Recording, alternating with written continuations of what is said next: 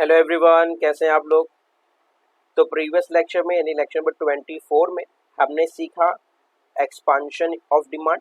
इस लेक्चर में यानी लेक्चर नंबर 25 में हम सीखने जा रहे हैं कॉन्ट्रैक्शन ऑफ डिमांड। तो चलिए शुरू करते हैं। कॉन्ट्रैक्शन ऑफ डिमांड क्या होता है? Contraction of demand refers to fall in demand due to rise in price alone.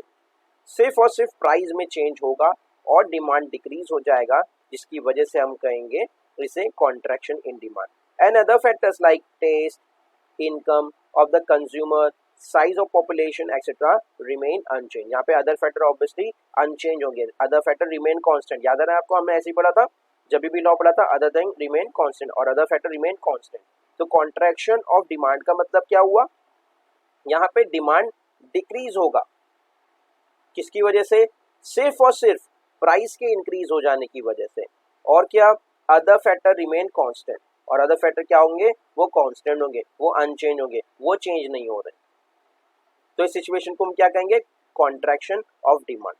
इसके अपोजिट हमने टाइप 1 में सबसे पहले हमने क्या पढ़ा था? हमने पढ़ा था variation of demand. Variation of demand में हमने सीखा था कि भाई डिमांड का चेंज हो जाना किसकी वजह से? सिर्फ और सिर्फ प्राइस के चेंज हो जाने की वजह से। और क्या होगा? अदर फैक्टर रिमेन कांस्टेंट रहेंगे, इसे हम कहेंगे वेरिएशन ऑफ डिमांड। तो वेरिएशन में पहला वेरिएशन में पढ़ा था एक्सपांशन, प्रीवियस लेक्चर में यानी लेक्चर नंबर 24 में। अब 25 में हमने क्या पढ़ा? Contraction of demand. इसमें हम क्या सीखा? हमने क्या सीखा कॉन्ट्रैक्शन डिमांड में? यहाँ पे डिमांड डिक्रीज हो रहा है प्राइस के इंक्रीज हो जाने की वजह से और अदर फैक्टर रिमेन कांस्टेंट। आगे बढ़ते हैं। Demand curve moves in the upward direction. वहां पे क्या हो रहा था? वहां पे डाउनवर्ड हो रहा था। एक्सपांशन डिमांड में क्या हो रहा था? डाउनवर्ड डिमांड का मूव हो रहा था। अब कॉन्ट्रैक्शन में क्या हो रहा है? डिमांड का अपवर्ड मूवमेंट हो रहा है।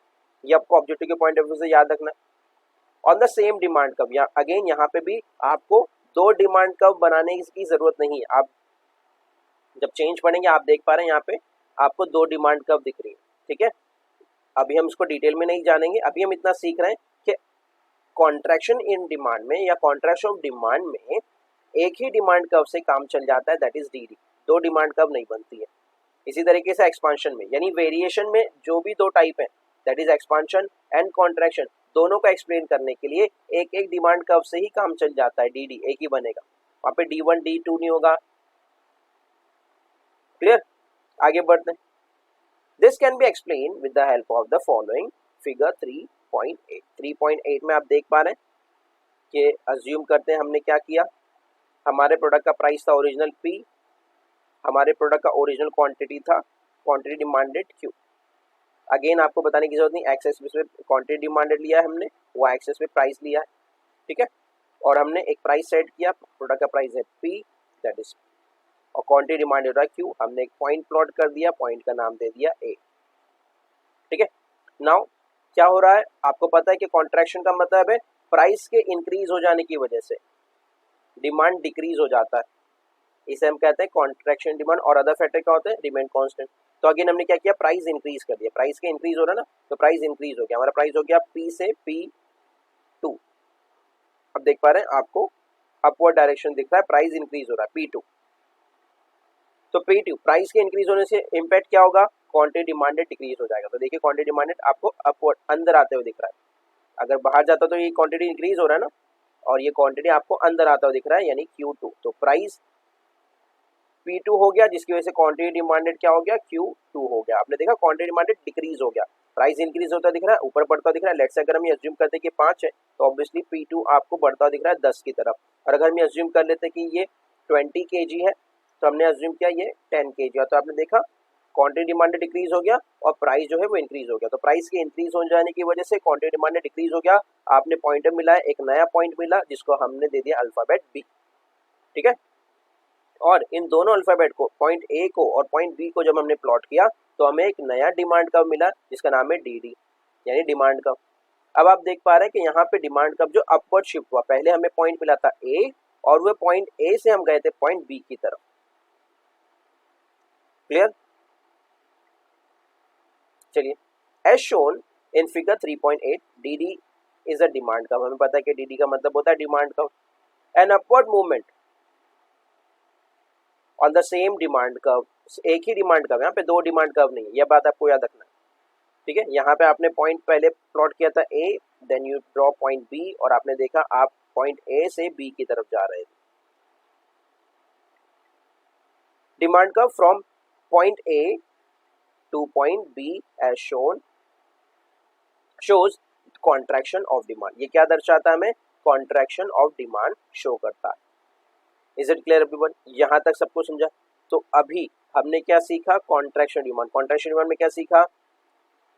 प्राइस के इंक्रीज हो जाने की वजह से डिमांड डिक्रीज हो जाता है, और अदर फैक्टर होते हैं कांस्टेंट, इसे हम कहते हैं कॉन्ट्रैक्शन डिमांड। तो हमने पॉइंट प्लॉट किया, सबसे पहले आपने देखा एक्स एक्सिस वाई एक्सिस लिया, फिर हमने पॉइंटर्स प्लॉट किए, और फिर पॉइंटर प्लॉट करने के बाद हमने क्या किया? प्राइस को इंक्रीज करते हुए दिखाया, डिमांड को डिक्रीज करते हुए दिखाया, और फिर हमें पास हमारे लिए नए पॉइंटर्स बने, हमारे लिए पॉइंट ए और पॉइंट बी आया, और फिर हमने उस पॉइंट ए को पॉइंट बी से मिलाया, और हमारा नया डिमांड कर्व बना डी डी। और पॉइंट हमारा अपवर्ड जो मूवमेंट था वो ऊपर जाते हुए दिख रहा है आपको, वो मूवमेंट है अपवर्ड, और इसी अपवर्ड मूवमेंट को हम कहते हैं कॉन्ट्रैक्शन ऑफ डिमांड। क्योंकि कॉन्ट्रैक्शन का मतलब कम हो जाना, डिक्रीज हो जाना, सुकड़ जाना। तो आपने देखा क्वांटिटी डिमांडेड हमारा डिक्रीज हो गया, जो क्वांटिटी क्यू यानी 20 kg था वो 10 kg हो गया, और प्राइस जो हमारा 5 रुपीज था वो बढ़ के 20 रुपीज हो गया, जिसकी वजह से ही हमारा क्वांटिटी डिमांडेड डिक्रीज हो गया। तो ये था contraction of demand. Is it clear? यहाँ तक सबको समझा? कोई भी डाउट है आप ज़रूर अपने डाउट को क्लियर कर सकते हैं चैट सेक्शन में। हमने इस टॉपिक में यानी वेरिएशन ऑफ डिमांड में दो चीज़ें सीखी। वेरिएशन ऑफ डिमांड में दो चीज़ें, दो टाइप। सबसे पहले क्या सीखा? एक्सपांशन प्रीवियस लेक्चर में, और आज के लेक्चर में क्या सीखा? कॉन्ट्रैक्शन। एक बार जल्दी से कोई रिवीजन कर लेते हैं एक्सपांशन और कॉन्ट्रैक्शन का, बहुत ही इंपॉर्टेंट है। डिस्टिंक्ट बिटवीन में ज़्यादातर पूछा जा सकता है, या शॉर्ट नोट में कोई भी एक पूछा जा सकता है। अगर डिस्टिंक्ट बिटवीन में पूछेगा तो दोनों पूछेगा, और शॉर्ट नोट पूछा तो दोनों में से कोई एक पूछेगा, ठीक है। हमने क्या सीखा? सबसे पहले हमने सीखा था कॉन्ट्रैक्ट वेरिएशन।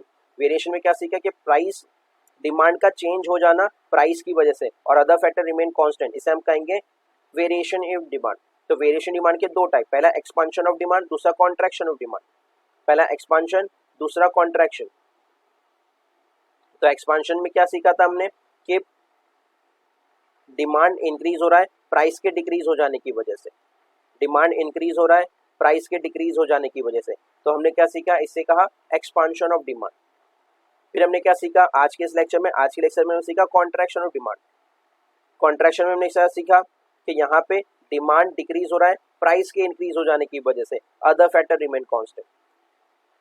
फिर उसे हमने कर्व की हेल्प से सीखा, डिमांड कर्व बनाया, पॉइंटर्स प्लॉट किए, पॉइंट आपने देखा पॉइंट अपवर्ड मूवमेंट हुआ, जिसकी वजह से पॉइंट ए पहले बना, पॉइंट बी हमने बाद में ड्रॉ किया, जिसकी वजह से हमारा जो अपवर्ड मूवमेंट है आप लोगों ने देख पाया।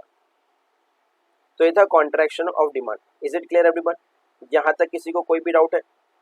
क्योंकि नेक्स्ट लेक्चर में हम सीखेंगे change in demand. Next lecture में हम सीखने जा रहे हैं चेंज इन डिमांड। हमने जो सीखा वेरिएशन में दो ही टाइप थे, अब सीखेंगे change in demand. Change in demand में भी दो ही टॉपिक है, इंक्रीज और डिक्रीज, वो सीखेंगे हम नेक्स्ट लेक्चर में। जब तक के लिए keep learning, keep growing, keep smiling. Thank you very much and of course good bye.